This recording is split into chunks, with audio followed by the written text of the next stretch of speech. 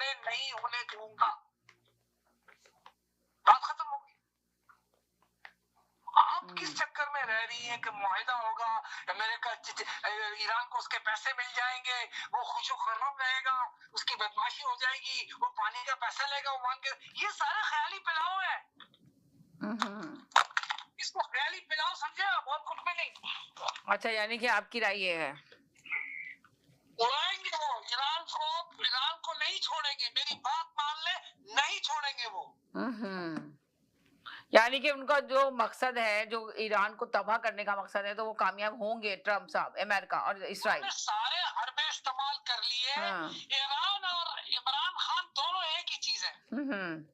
ना इमरान खान के ऊपर कोई जादू असर कर रहा है, ना कोई टोटका असर कर रहा है, ना कोई चूरन बिक रहा है, ना ईरान पे कोई चूरन बिक रहा है।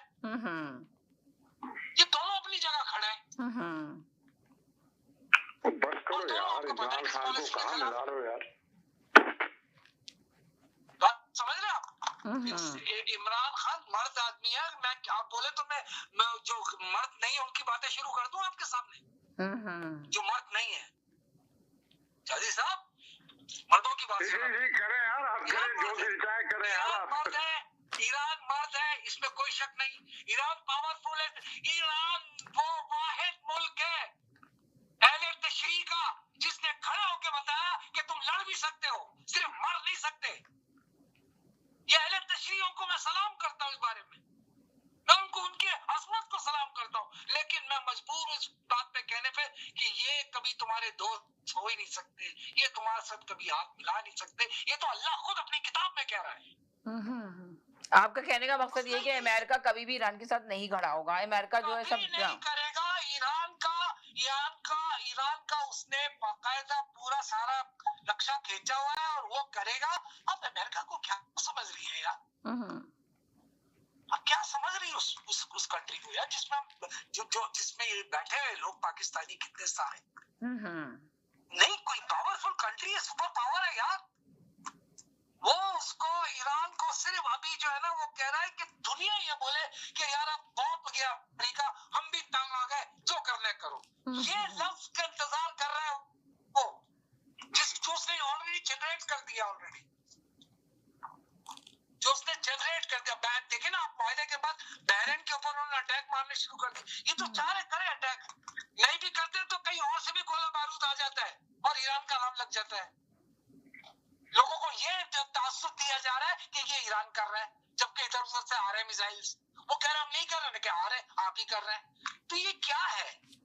ये यही चीज है कि हमने ईरान को दिखाना है कि Iran, we can not solve the problem with Iran, there is only one way and that is this way, that's it. आप क्या समझ रही है कि आप ईरान को फल्ले फुल्ले देंगी तो वो क्या ये जोहरी हथियार बनाना बंद कर देगा और इसराइल बड़े खामोशी से बैठ जाएगा?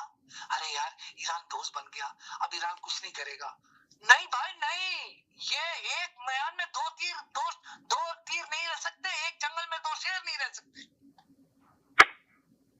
ये मसला यही है, मैं आपको बता रहा हूँ। ये आप एक दिन सुनेगी, आप उठेगी तो आपको पता चलेगा काम हो गया पीछे से। यानी कि आपने कहा एक मीनार में दो तीर नहीं रह सकते काम, मगर इतना देखें, एक बात सुने, अगर आपकी बात को थोड़ा सी देर के लिए एक्सेप्ट भी कर लिया जाए कि आप कह रहे हैं काम हो जाएगा।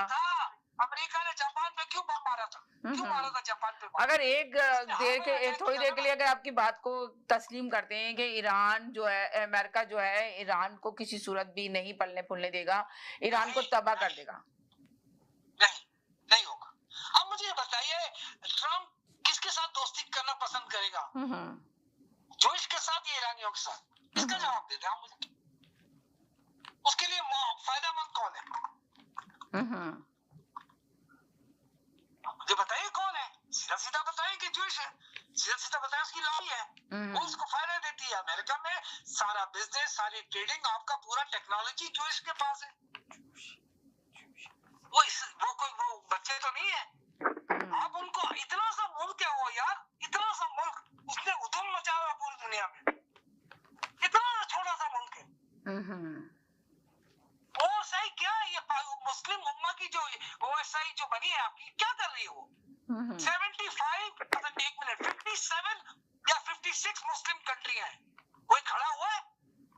तो मार दिया, कोई खड़ा हुआ? हम्म, कोई